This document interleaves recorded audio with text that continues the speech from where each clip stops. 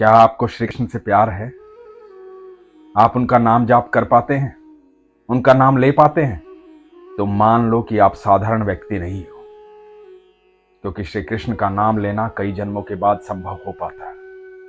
बड़े सौभाग्यशाली लोग होते हैं जो ठाकुर जी का नाम ले पाते हैं। इसी धरती पर बहुत सारे जीव ऐसे हैं, बहुत सारी आत्माएं ऐसी हैं जो ठाकुर जी का नाम लेने का अधिकार नहीं रखती। जब आप ठाकुर जी के समीप पहुंच जाते हैं, ठाकुर जी के प्यारे हो जाते हैं, तभी उनका नाम ले पाते हैं। हम सब ने सुना है कि आप ठाकुर जी को नहीं चुनते, ठाकुर जी आपको चुनते हैं। ऐसा ही एक अद्भुत प्रसंग आज आपको सुनाने जा रहा हूं, बड़े ध्यान से सुनिएगा। तरुण शर्मा, दीनानगर गुरदासपुर पंजाब के रहने वाले। तरुण शर्मा बताते हैं कि बचपन से लहसुन प्याज का सेवन नहीं करते थे।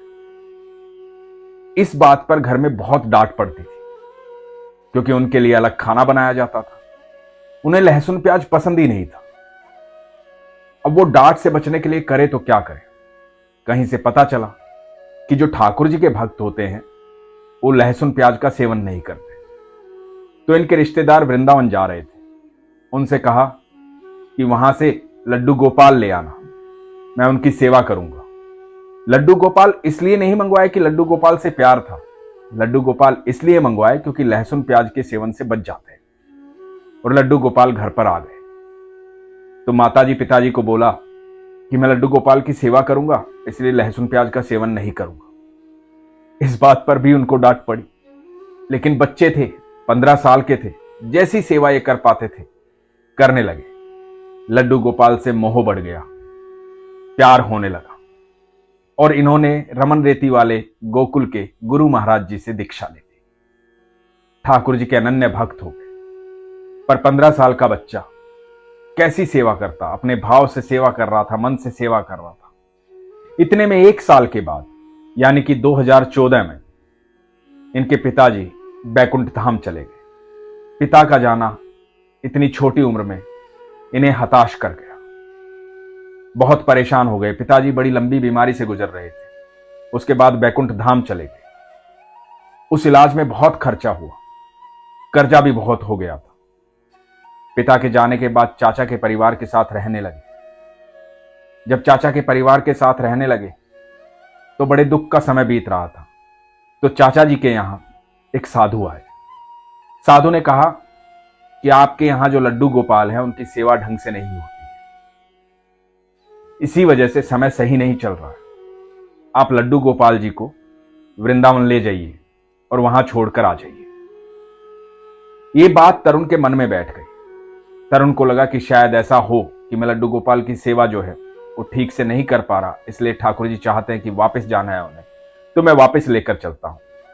उन साधु बाबा के साथ तरुण अपने लड्डू गोपाल को लेकर के वृंदावन चले गए। तरुण बताते हैं, मैं लड्डू गोपाल जी को वृंदावन छोड़ने गया था।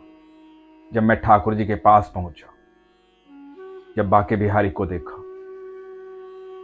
और लड्डू गोपाल को बाके बिहारी के सामने किया, तो मेरे हाथ में जो टोकरी थी वो झूले की तरह झूलने लगी। और वो इतनी जोर जोर से झूलने लगी कि मैं उसे रोक ही नहीं पाया। और मैं ठाकुर जी को देख करके लगातार रोता रहा, रोता रहा, रोता रहा। मेरे मन में कोई प्रश्न नहीं था, कोई बात नहीं थी, कोई सवाल नहीं था। बस मैं रोता जा रहा था, रोता जा रहा था। उस समय इनके साथ वो साधु बाबा थे। तो साधु बाबा ने कहा कि आप अपने लड्डू गोपाल को यहां छोड़ सकते हैं। तरुण ने कहा कि नहीं, मैं अपने लड्डू गोपाल को वापस लेकर जाऊंगा। अब मैं ठाकुर जी के बिना रह नहीं पाऊंगा। और तरुण बताते हैं कि लगातार कई दिन तक ये रोते रहे। लड्डू गोपाल को वापस दीनानगर गुरदासपुर ले आए अपने घर पर, उनकी सेवा करने लगे। तरुण बताते हैं कि उसके बाद जीवन में बदलाव आना शुरू हुआ। पिताजी के जाने के बाद सरकार ने कुछ पैसे दिए थे जिससे कर्ज उतरा। उसके बाद 2017 आया।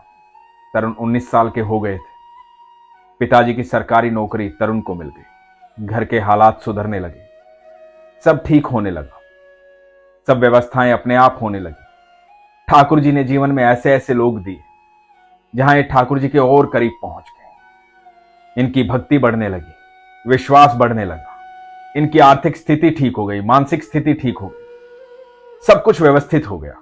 तरुण बताते हैं कि जब भी मेरा मन करता है, मैं अकेला महसूस करता हूं या मैं घबराता हूं, तो मैं चुपचाप वृंदावन चला जाता हूं मेरे ठाकुर से मिलने के लिए।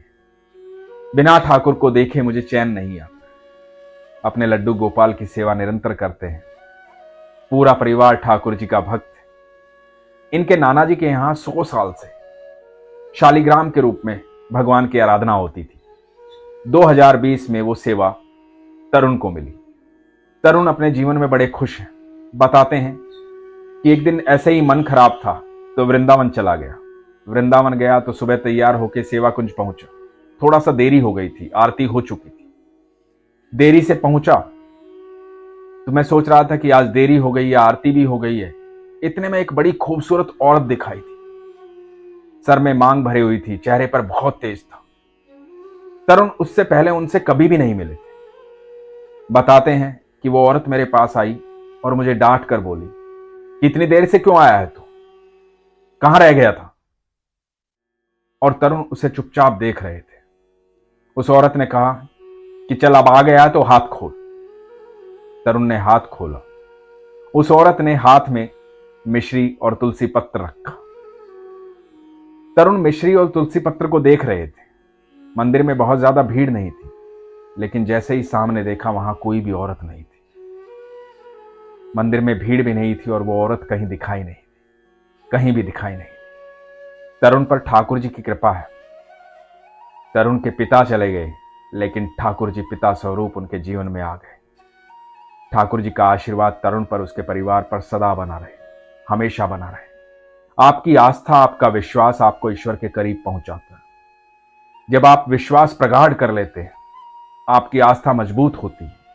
जब आप सब कुछ ईश्वर पर छोड़ देते हैं, तो आप यकीन मानना, आपके सारे कार्य, आपका सब कुछ ईश्वर का हो जाता है। और फिर वो होता है जिसकी कल्पना भी आपने नहीं की हो। सिर्फ विश्वास की बात है। इसलिए हमेशा कहता हूं, कभी घबराइए मत, डरिए मत, परेशान मत होइए। सिर्फ विश्वास रखिए। जिस दिन आपका विश्वास प्रगाढ़ हो जाएगा, आपका जीवन चमत्कार हो जाएगा। इसलिए हमेशा कहता हूं, अपने विश्वास को मजबूत रखिए, अपना ख्याल रखिए। हरे कृष्ण।